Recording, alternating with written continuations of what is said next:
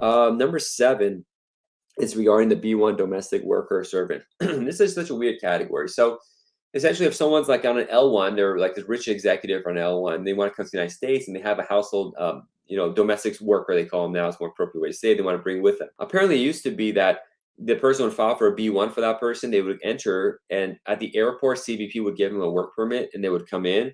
But CBP stopped giving out work permits like, 20 or 30 years ago or some whatever that was before my time. And so what there's a problem now that this person comes in, as soon as they hear they have to file for I-765, the work authorization. Because the regulations say that a person coming as B-1 domestic worker has to have work authorization under 8 CFR, blah, blah, blah. Another 8 CFR thing you got to look up.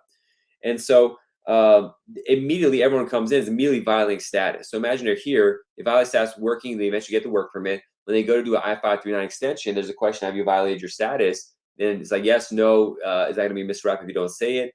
Now, what colleagues have always told me, I haven't done this myself, is they just renew it and it's been okay. And someone showed me the website for domestic work B-1, and USCIS says it's not required to get I-65, but you can.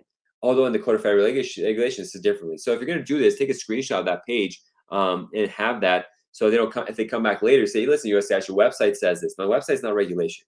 And so it's a really annoying mess, and I wish they would deal with this, because the fact that I-765 for B-1 will probably take at least 3 to 6 months. This person's here, whether they're not going to work, just sit there. So immediately they're going to violate. So the whole system doesn't make any sense. Apparently, colleagues have said they just understand it, just let it go.